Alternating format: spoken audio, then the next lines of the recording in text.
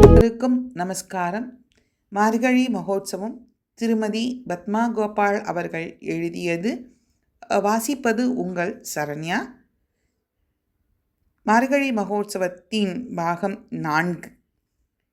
இந்த பகுதியில் ஆண்டாள் நாச்சியார் வீட்டின் கூடத்தினுள் அமர்ந்திருக்கிறாள்.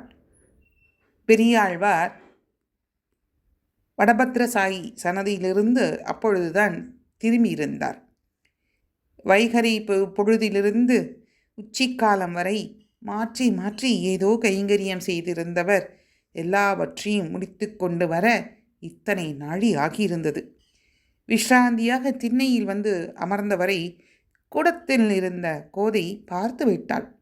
ஒரு கன்று குட்டி ஓடி வருவது போல துள்ளி குதித்து ஓடி வந்தவள் ஆழ்வாரை நெருங்கி அமர்ந்து கொண்டாள்.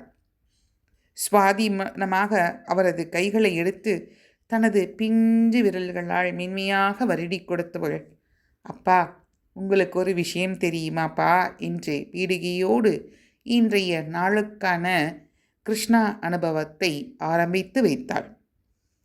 எத்தனை களைப்பாக இருந்தாலும் சரி, கோதையின் குளிர்ந்த முகத்தை பார்த்ததும் ஆழ்வாருக்கு எங்கிருந்தோ ஒரு புத்துணர்வு வந்துவிடும். தற்போதும் அப்படிதான். ஆழ்வாருக்கு அவள் குளிர்முக தரிசனத்தில் விவரிக்க ஒண்ணாத ஒரு சிலிர்ப்பு ஏற்பட்டது.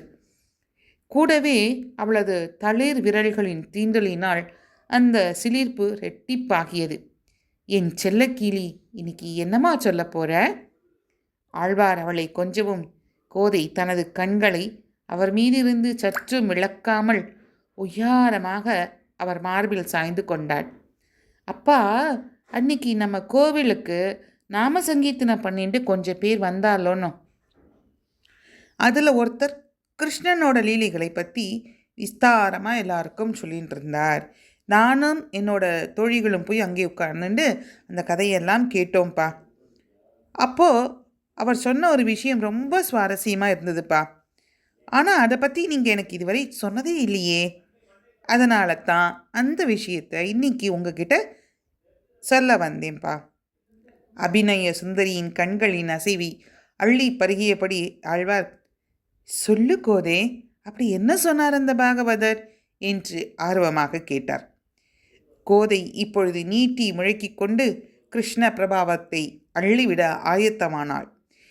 இந்த கிருஷ்ணன் இருக்கானேப்பா, கிருஷ்ணன், அவனோட அண்ணா பலராமன் இருக்காரேப்பா, ரொம்ப சிவப்பாம்பா. போராததுக்கு அவருக்கு ரொம்பவும் நீண்ட கூந்தல் வரையாம். ஆனால் நம்ம கண்ணனுக்கு அவருக்கு நேர எதிர்ப்பதமாம். நல்ல கருப்பா சுருள் சுருளான குட்டையான கேசத்தோடு இருப்பானாம்.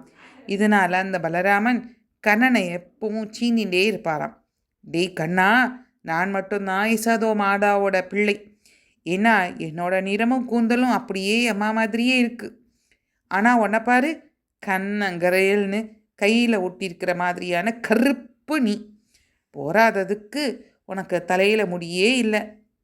நான் அம்மா கிட்ட ஏம்மா இந்த கண்ணன் மட்டும் இப்படி பயங்கர கருப்பாக இருக்கான்னு கேட்டேனா, அதுக்கு அம்மா என்ன சொன்னா, அடே பலராமா, வாஸ்தவத்தில் இந்த கண்ணனை நான் 10 படி வெண்ணெய்க்கு ஒரு ஆச்சுக்கிட்ட விலைக்கு வாங்கினேன்டா. கருப்பாக இருந்தாலும் பார்க்க துரு துருன்னு இருக்கானேன்னு ஆசைப்பட்டு வாங்கினேன். ஆனால் காசு கொடுத்து கஷ்டத்தை வாங்குறதுன்னு சொல்வாளே, அந்த மாதிரி வெண்ணெயை கொடுத்து வீண் வம்பு வாங்கிட்டேன்டா. தப்பு பண்ணிட்டேன்டா. இப்போ என்ன பண்ணுறது அப்படின்னு வருத்தப்பட்டா. அதனால் வாஸ்தவத்தில் நீ என்னோட தம்பியே இல்லை, தெரிஞ்சுக்கோடா. வயசில் சின்னவனாக இருக்கிறதுனால தான் உன்னை என்னோட தம்பின்னு சொல்ல வேண்டியிருக்கு.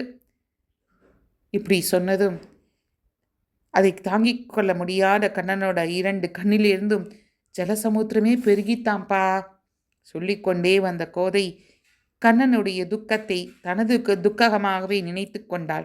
மேற்கொண்டு பேச இயலாமல் இப்போது நெஞ்சடைக்க விம்மினாள். அவனை சமாதானப்படுத்தி தட்டி கொடுத்து ஆசுவாசப்படுத்துவதற்குள் ஆழ்வாருக்கு போதும் போதும் என்றாகியது. அவள் சகஜ நிலைக்கு வந்ததும், அப்புறம் கண்ணன் என்ன செஞ்சாமா, இந்த விஷயத்தை பற்றி யசோதை கிட்ட போய் கேட்டானாமா கோதே என்ற கதையின் தொடர்ச்சியை மேற்கொண்டு அறிய ஆசைப்பட்டவராய் தன் பெண்ணரசியிடம் வினவினார் ஆழ்வார். இப்படி ஆழ்வார் கேட்டதும் தான் சொல்கின்ற கதையை கேட்பதில் தந்தை ஆர்வமுடையவராக இருப்பதை உணர்ந்த கோதை அதனால் தனக்கே உரிய பாவங்களோடு கிருஷ்ண புராணத்தை தொடர்ந்தாள். பலராம அண்ணா சீண்டினார்னு தெரியாம அவ சொல்றது உண்மைன்னு நினைச்சுட்டு கண்ணன் மனசு ரொம்ப உடஞ்சு போயிட்டான்ப்பா. எப்பவும் சாப்பாட்டு நேரத்துக்கு முன்னாடியே பசி பசின்னு ஆர்ப்பாட்டம் 12 வீட்டை 2 பண்ணுறவன் இன்னைக்கு சாப்பாடெல்லாம் தயாரான பிறகும் சாப்பிடவே வரல. கண்ணன் வீட்டில் தான் இருக்கானா இல்லை புதுசாக ஏதாவது ஊர்வம்பு இழுத்துட்டு வரத்துக்கு வெளியில் போயிட்டாங்கிறா அப்படின்னு யோசனையோட வீடு முழுக்க தேடின்னு வந்த யசோதாமாவுக்கு கண்ணன் தன்னந்தனியாக ஒதுக்குப்புறமா ஒரு இடத்துல சோகமாக உட்கார்ந்துட்டு இருக்கிறத பார்த்து மனசு பதச்சு போச்சு. ஓடி வந்து குழந்தையை தூக்கி தன்னோட இடுப்பில் வச்சுண்டவ அப்போதான் அழுது கண்ணீர் காஞ்சு போயிருந்த அவனோட கன்னத்தை பார்த்தா. தூக்கி வாரி போட்டது யசோதைக்கு. கண்ணா, ஏண்டாமா இதுக்கு அழற? உன்னை யாராவது கோச்சிருந்தாளா? இல்லை விஷமம் பண்ணிட்டு யார்கிட்டையாவது அடி வாங்கினியா? இல்லை நீ வச்சுட்டு இருந்த தின்பட்டத்தை யாராவது பிடுங்கின்ட்டாளா? என்னாச்சுடா கண்ணா? இத்தனை கேள்விகளை யசோதாமா அடுக்கடுக்கா அடிக்கின பிறகும் கண்ணன் அழுத்தமாக வாயே திறக்கலை. அவனை ஒரு வழியாக சமாதானப்படுத்தி வாயை திறக்க வைக்கிறதுக்குள்ள அவ படாத பாடுபட்டுட்டான்.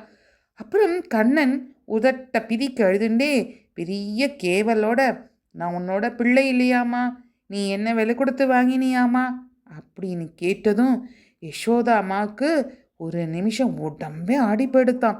இது என்னடா கண்ணா அபாண்டம்? யாரடா இப்படி ஒரு பொய்யை நான் கூசாமல் உங்ககிட்ட சொன்னா? உன்னை விலை கொடுத்து கூட வாங்க முடியுமாடா? நீ விலை மதிப்பில்லாத பொக்கிஷமாச்சேடா தங்கம் என் கண்ணா. சொல்ல வச்சு கண்ணில் கரகரான்னு யசோதாவுக்கு ஜலம் வந்துடுது. அப்போது கண்ணன் தன்னோட பிஞ்சு விரலால் யசோதா அம்மாவோட கண்ணை தொடச்சி விட்டுட்டு, அம்மா அம்மா, பலராம அண்ணா தான் நீ என்னை ஆச்சிக்கிட்ட 10 படி வெண்ணெய்க்கு வாங்கினேன்னு சொன்னாம்மா. அது மட்டும் இல்லைம்மா, நீ நன்னா சகாப்பா இருக்கியான், நான் அட்டக்கறியான், உனக்கு நிறைய நீளமான முடியான், எனக்கு உன்ன மாதிரி முடி இல்லையான், ஆனால் அவன் உன்ன மாதிரி இருக்கானா, அதனால் அவன் மட்டும்தான் உன் பிள்ளைன்னு சொன்னாமா.